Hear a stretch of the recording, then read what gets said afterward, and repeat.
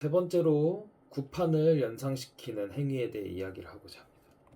설교 말씀과 경배와 찬양 그리고 기도는 조화롭게 이루어져야 해요. 무엇이 더 중요하다고 강조하고 싶진 않아요. 일단 제가 신학 전공도 안 했고 그렇기 때문에 그럴 지식과 지혜 그리고 배움도 없었던 사람이기 때문에 그렇습니다.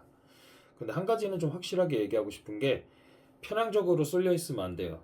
특히 찬양이 노래가 음악이 그렇게 활용되기 좋은 방법이에요. 제가 드러머지만 드러머이기 때문에 또 그렇게 얘기할 수 있는 것도 있는 것 같은데 이것도 옛날에 어떤 교회 수련회 반주 갔을 때 얘긴데 수련회는 플랜이 있잖아요. 일정표가 있고 그 과정대로 잘 진행이 되고 있었죠. 이제 예배 전 찬양, 기도, 말씀 선포, 그리고 기도회 그런 식으로 순서가 있었고 잘 진행되고 있었는데 이제 말씀 후 그리고 기도회 다음에 순서부터 좀 뭔가 분위기가 점점 고조가 되기 시작해요.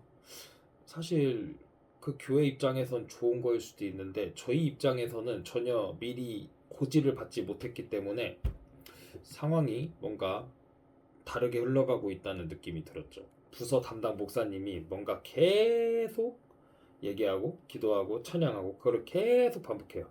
계속 반복하면서 분위기도 계속 올라가고 그렇게 끝도 없이 쭉 가는 거예요. 그럴 수 있죠.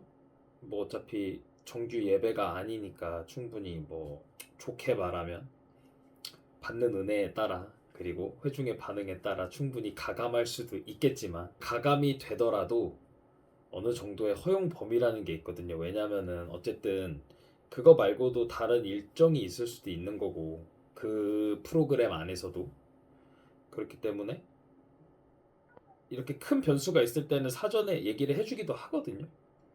이제 그런 거 하나 없이 갑자기 그렇게 전개가 된 상황에서 당황스럽지만 어떡해요. 내가 연주자인데 다른 사람들도 있고 그래서 할 수 있는 건 그냥 무슨 노래 한다 그러면 또 그거 반주하고 또 그 순서에 맞춰서 또 이렇게 차분해졌다 올라갔다 그런 식으로 계속 하는 거죠. 그렇게 했는데 시간이 생각보다 너무 많이 지나간 거예요. 그래서 다 끝나고 시계를 봤는데 새벽 5시. 다시 생각해도 정말 화가 나네. 몸이 너덜너덜해졌죠. 그때도 저는 이제 배달을 하고 있었고 이제 퇴근하고 하루 이틀인가 일정 빼고 거기 갔다 온 걸로 기억을 하거든요. 1박 2일이었나 2박 3일이었나 막 그런 식으로 가니까 보통 그렇게 갔는데 이제 이렇게 늦게 끝나니까 원래는 이제 마지막 날이니까 다음날 또 출근 플랜이 있을 거 아닙니까? 저도 사무실에 그런 상황이었기 때문에 완전히 일정이 틀어진 거죠. 교회 안에서 이름만 대도 아는 유명한 팀이거나 아니면 능력 좋은 목사님이 아마 그러면 좀 어차피 이게 본업이고 이게 현생이니까 좀 덜 했겠죠. 저뿐만 아니라 이제 그 당시에 제 주변에 함께 했던 연주자들 다 본업으로 음악을 하는 사람도 있었지만 이제 본업으로 음악을 하면서도 여의치 않기 때문에 다른 일을 하면서 이렇게 생계를 꾸려가는 사람도 있었고 그렇기 때문에 이제 각자 이제 형편 상황에 따라서 이렇게 뜻이 맞고 일정이 맞을 때 이렇게 와서 돕고 섬기는 그런 사람들이었는데 이렇게 큰 변수가 생겨버리니까 이래저래 좀 꼬였죠. 새벽 5시에 마치고 이제 또 제 악기도 다 싣고 한 명 또 데려다 주기로 해서 데려다 주고 집에 갔더니 이제 아침 8시였고 딱 눈 감았다 뜨고 이제 10시에 딱 출근했죠. 출근은 11시까지였나? 그랬는데 중요한 거는 그때부터 이제 일어나서 준비해서 가야 딱 정시 11시에 어플 딱 켜고 콜 잡을 수 있으니까 그랬던 걸로 기억을 합니다. 진짜 피곤했는데 그때 너무 졸려가지고 다른 지역이었거든 심지어 그래가지고 막 창문 열어놓고 막 약간 이제 봄이 오기 전에 가장 추웠던 그런 겨울이었거든요. 막 옆에 타냐한테도 야, 미안한데 나 창문 좀 열고 갈게 너무 졸려가지고 자버릴 것 같아 안 되겠어 이러고 막 창문 이빠이 열고 막 이렇게 주행풍 맞으면서 무슨 차 타고 가면서도 오토바이 타는 감성 그랬었는데 제가 겪은 썰이지만 이거를 표현한 이유는 제목도 굿판을 연상시키는 행위라고 표현을 했는데 이 얘기를 한 이유가 이제 보통의 교회 중에서도 이제 우리가 흔히 볼 수 없겠지만 그렇기 때문에 우리가 보지 못하는 어딘가에서 이렇게 각자의 삶과 각자의 그런 생활에 포커싱을 맞추는 게 아니라 교회 생활과 교회에서의 그 행위에 편중돼 가지고 막 내 시간과 내 육신을 막 그 교회에다 갈아 넣는 집단들이 우리가 못 보는 어딘가에도 되게 많이 있어요. 그런 곳을 되게 조심해야 돼요. 뭐 제가 신도 아니고 제가 신학을 전공하지도 않았고 저는 하나님도 목사도 아니지만 하나님은 아마 여러분들이 여러분들의 삶에서 최선을 다해서 살아가는 거를 더 기뻐하시고 바라실 겁니다. 네 번째로 신보다 빛나는 우리 목사님. 이 제목은 약간 진짜 사이비스럽네. 우리가 사이비 종교라고 부르는 곳에 공통점이 있어요. 그 종교 지도자들은 분명 우리랑 같은 사람이거든요. 근데 그 안에서는 신처럼 모셔지고 그거에 대해 막 지적하고 비판적인 태도를 보이면 그 사람한테 이제 융단 폭격을 막 가하고 매장시키고 퇴출해버리는 모습을 나타내거든요. 근데 되게 안타까운 게 한국 개신교 정통교단 소속을 강조하는 교회 중에서도 그런 곳이 꽤 많아요. 제가 겪어본 곳도 뭐 인상 깊은 곳이 두 군데가 있고요. 넷플릭스에 나온 다큐멘터리처럼 그런 심각한 사이비도 있지만 사람들이 비교적 안전하고 건전하다고 느끼고 그런 것을 강조하는 이제 개신교 정통교단들 중에서도 그런 곳이 굉장히 많을 것 같고 어쩌면 그렇기에 그런 증명도 그런 가치도 무의미할지도 모르겠다는 생각이 들었습니다. 첫 번째 했던 얘기랑 좀 겹칠 수 있는데 이제 좀 다른 부분이 있다면 그 떠받드는 대상이 그 교회 성도냐 목사냐에 좀 차이가 있어요. 근데 이제 성도가 숭배의 대상이 되는 경우는 보기는 힘들었던 것 같아요. 저도 기억은 잘 안 나요. 근데 이제 그 목사는 그 숭배의 대상이 되게 좋은 존재이거든요. 사람들이 스스로가 생각할 때 존경할 만한 사람이 생기면 존경의 의미를 담아서 그 사람을 대하고 주변에 소개하고 그 대상한테 예우를 하고 그러거든요.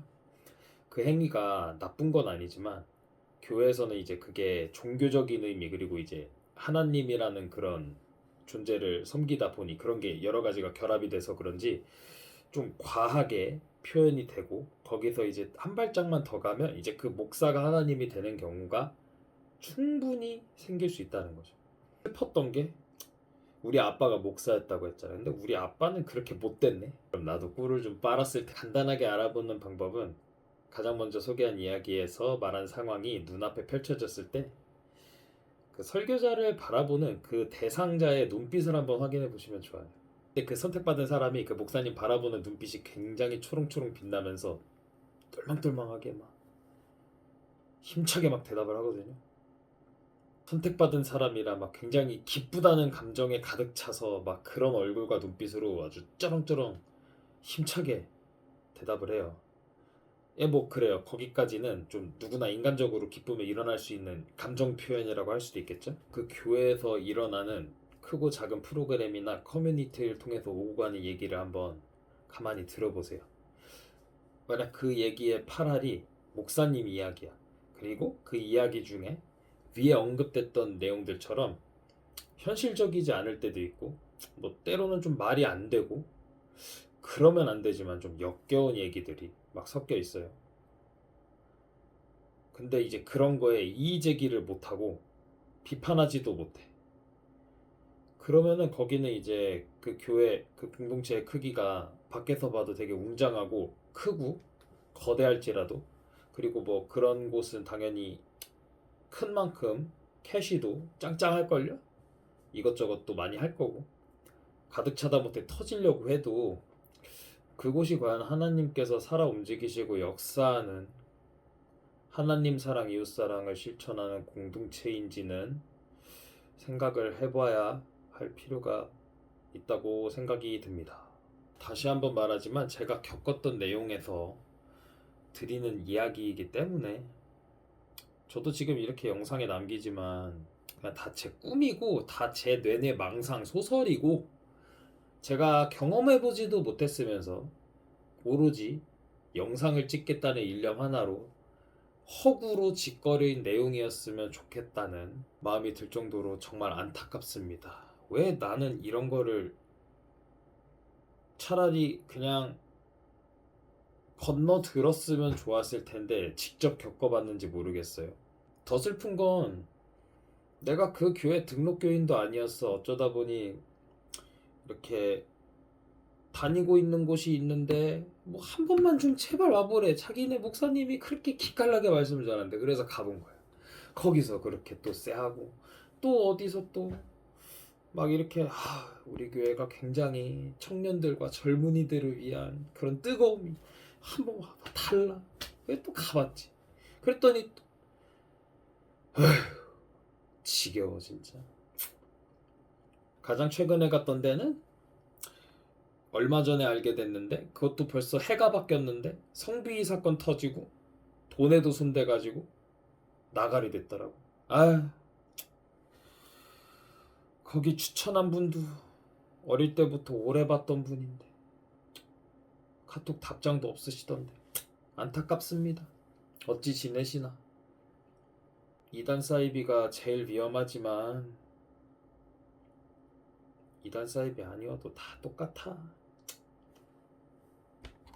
이거 말고도 조금 더 있겠지만 일단 오늘은 이 정도만 한번 기록하면서 떠올려 보면서 이렇게 담아봤습니다. 좋게 말하면은 저도 먹고 살기 바빠서, 그리고 나쁘게 말하면은 게을러 빠져가지고 이렇게 마지막 영상 언제 올렸는지 슬슬 잊혀져 갈 때쯤에 기록을 해보게 되네요. 결혼한 지 얼마 안 됐고 평범하게 살아가고 싶은 한 사람인데 시대가 시대이다 보니 요즘은 저출산 그리고 고령화에 편승해서 무교, 종교가 없는 사람들의 비중도 점차 늘어나고 있더라고요.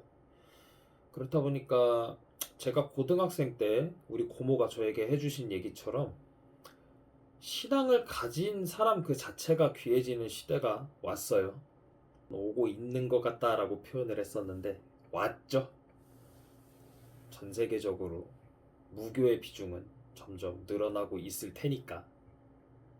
좁은 시야로 보는 좁은 세상이지만 제 얘기를 좀 기록해 볼 수 있는 용기가 생긴 것 같아요. 이 매운맛에 최적화된 이 대한민국 종교 커뮤니티에서조차도 도태되어 버린 인생이지만 누군가에게는 이런 제 이야기를 통해서, 그리고 이런 제 이야기가 조금 더 그 사람이 내성을 갖추고 그곳에서 살아남거나 버티거나 혹은 분별력이 생겨서 좋은 공동체를 만날 수도 있지 않을까, 약간 그런 생각도 들게 되더라고요. 저한테는 대한민국 개신교가 상처와 무기력함만 가득 남긴 종교였을지라도 누군가에게는 그 개신교에 관심이 생겨서 혹은 지금 그 개신교에 열심히 다니고 있는 사람이어서 이런 내용들이 도움이 될 수도 있는 거겠죠. 그렇게 불순물이 그 사람의 그 신앙생활에서 잘 걸러지고 그렇게 건강하게 건전한 커뮤니티에서 뜨겁게 신앙생활을 할 수 있다면 좋겠다는 마음이 드네요. 사람 보면서 신앙생활하면 안 된다고 하는 사람들이 많거든요.